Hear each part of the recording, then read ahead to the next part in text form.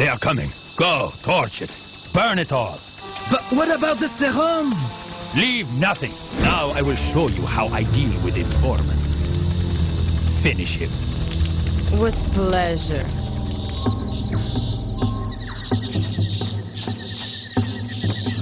These are the coordinates Ellis sent. Over there.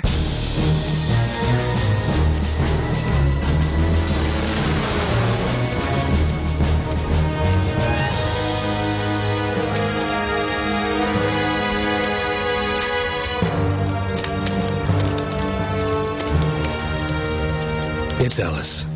Executed. Leon, you find anything? The place is torched. I don't know what they were growing, but it wasn't narcotics.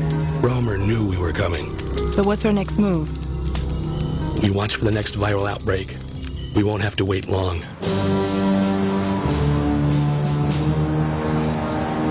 Logan's report was clear enough. I want 2 additional teams assigned to this.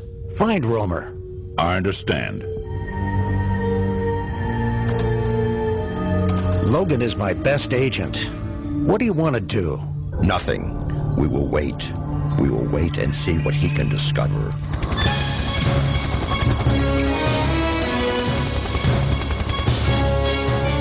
Our WHO contact was correct. Everyone within 100 miles is dead. Not everyone. This man is still alive. How is that possible? It's not.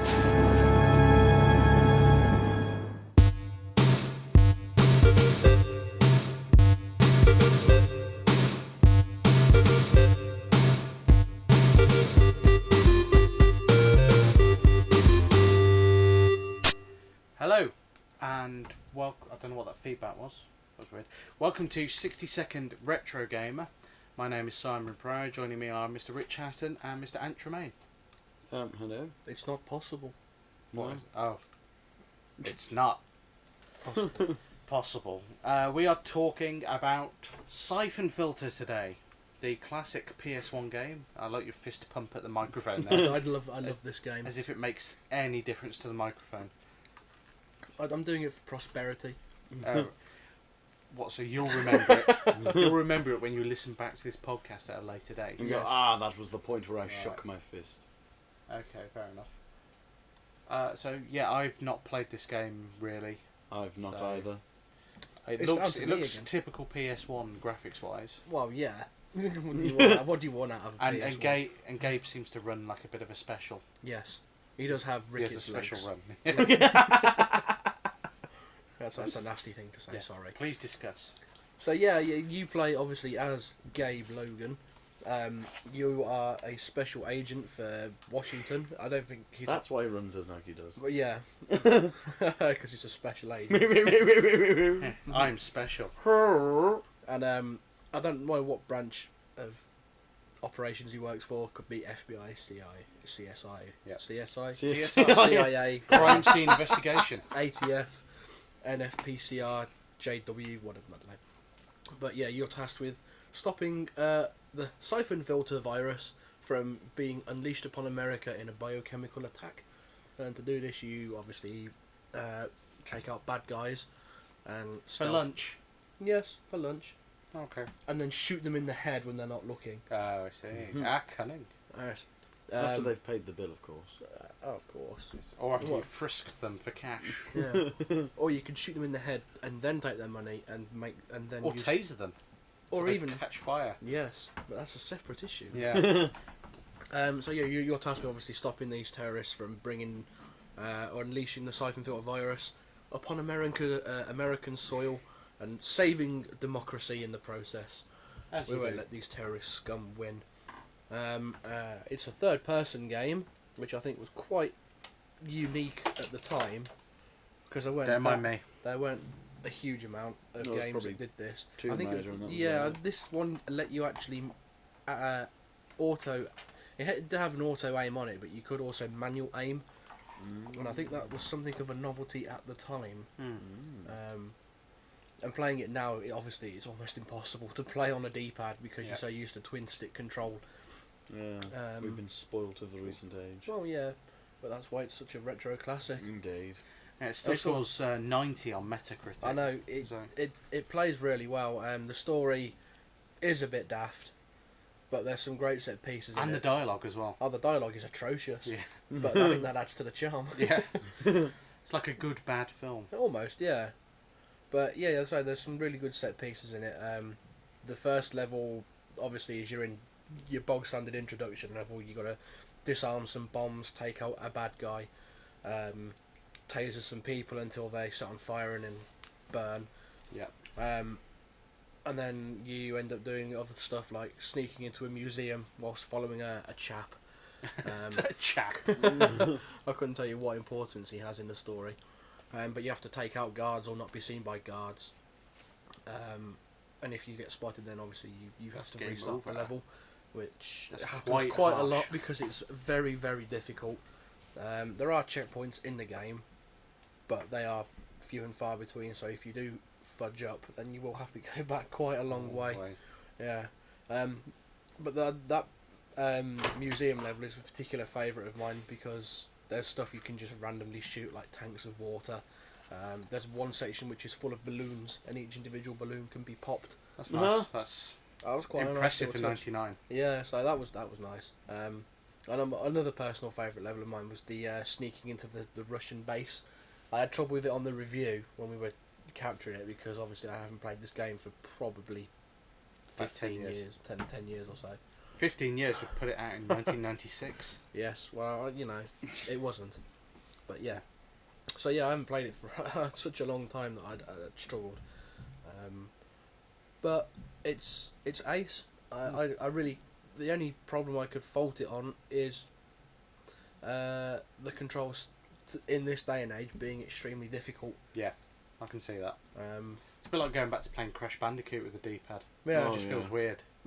But once you get back into it, you sort of think, oh yeah, there we go. Yeah, I could probably do with playing through it again. At my own leisure. Yes, leisure. Yes, seeing as it's on the hard drive to be played whenever. On the PSN, yeah. So you can download it on the PSN, or you can buy it second-hand via eBay or something. Yeah, probably for mere English pennies these days. So yeah, I mean, graphically the game isn't all that. It had some nice lighting effects when explosions went off and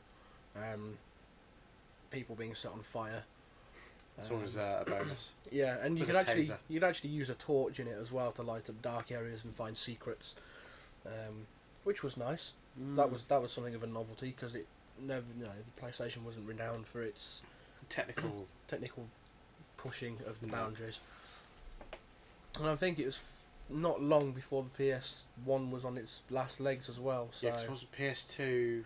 Well, PS2's 10 years old, so PS2 must have been 2001. Yeah, I think it was 2001 because Metal Gear Solid 2 was one of the first games on it, and that came out 2001, so it's probably around. Well, I know they celebrated 10 years of PS2 last year, so it must have been 2000. Yeah. So it was towards the end of its life, and they've obviously. Oh no, 2001.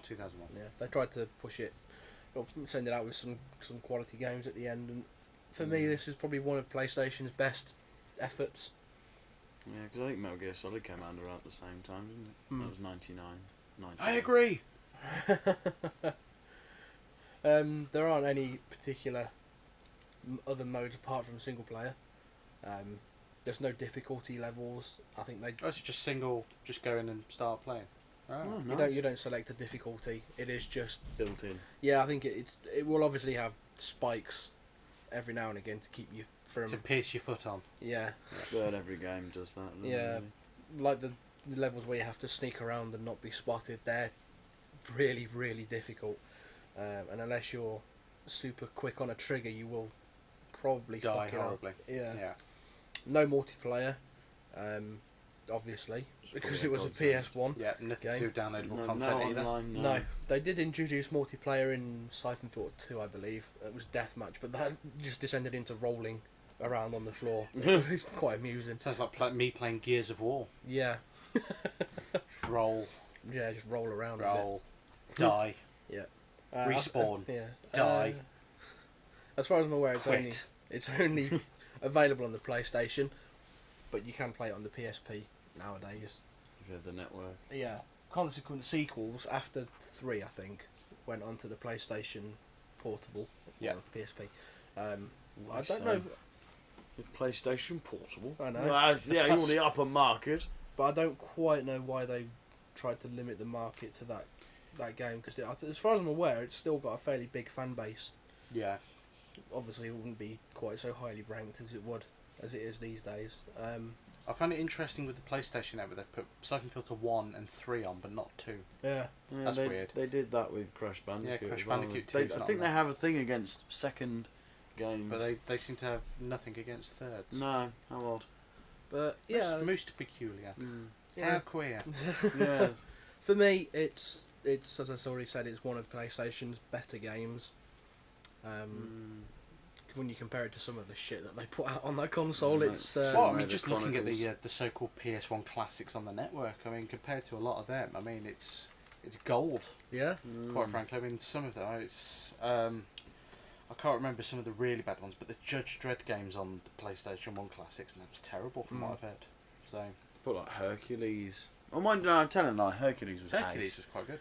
But they put like Had Little that on the Mermaid PC. 2 and PSP classics. And quite frankly, I've never played it and don't really want to, but I can imagine it's probably god awful. Yeah. Rather hideous. But I will say this: I've never seen a game on the PlayStation Network that I got so excited about and bought straight away. This is true. When I bought Syphon Filter, I was there when he madly leapt into it. It was. Did you do a Doc Brown screech? Almost. Yeah, he did. Yeah, very nearly. The jaw hit the ground quite quickly. Great Scott! The money was spent within seconds after. I did have to have a copy of it just to relive the awesomeness of it. And then it's one of those games that has some cheat codes in it. Which, if you do fancy a change if you've got of pace, 3 hands.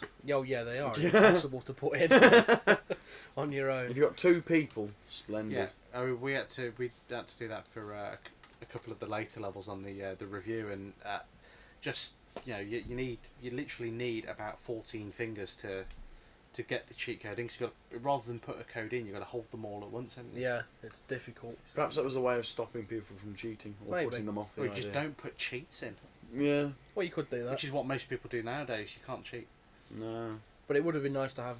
Oh no, I suppose you could go back and replay levels, but first you would have to have completed the game.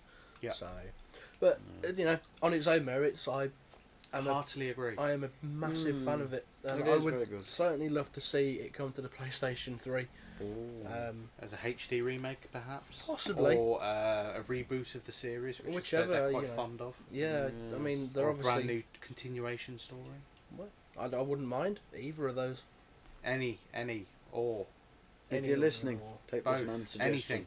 anything. He will take it all. I'd be quite pride. happy if they did it. Yeah.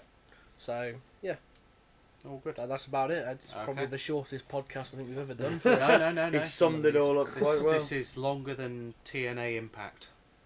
Oh. So Well, there wasn't a that's lot not to say difficult. about It's a that. wrestling game with nothing to it. So Yeah. hey ho. Right, that wraps everything up. I think you haven't got anything else to add, have you? So No, just that's it. buy it. Buy it. Because it's only very £4. good. Yeah, it's a classic. It I really did. is a classic, and it's. I smelt them coming downwind as well. So yeah, it's well worth picking up. I'm going to give it a go at some point once I've had some time for some games, because it's just not happening at the moment. But maybe as the year goes on and the new games start disappearing sort of around summer, then I might be all right. But saying that, I haven't got anything new to buy until April, so we'll see. But yeah, so if you have any questions, comments, or queries. You can contact us at the email address, which is info@randomstoke.com. You can also visit randomstoke.com and download one of our many podcasts, 4 podcasts that we have available on the website. You can also drop us an email, or have a look around the website, see if there's anything you would like to see included on there. And mention that in the email as well, and basically just give us a shout if you have any praise. Leave us some reviews on iTunes, or send it by email and we'll read it out on one of our podcasts. So we're very open to that. Or if you want to criticise us, we're more than happy to take criticism. Well, apart from Mr. Hatton. I'm used to it. Yeah, if you have criticism, send it to Ant, even if it's not. Even if it's not about one of his reviews, he'll just gladly send take it. Abuse. If you're going to want to abuse either of these two, You'll send get it. You'll send get it a to me. 2-word email back from him that just says, your mum. Yep. and that'll be it. So with an exclamation mark or two. Yeah, depending how generous I'm feeling. So don't forget to also check out the YouTube channel, which is also linked on randomstoke.com, which has all the video reviews for all of these podcasts. So if you listen to a podcast, don't forget there is also a video review where we review the game in 60 seconds, which is where the name comes from for the podcast. So if you're wondering why we spend 20 minutes talking about a game, it's nothing to do with the podcast. It's to do with the videos. So yeah, check out the videos. Leave us feedback on there and comments on the videos as well. So I think that wraps everything up. So thank you for listening if you have been, and we will see you next time. Goodbye for now.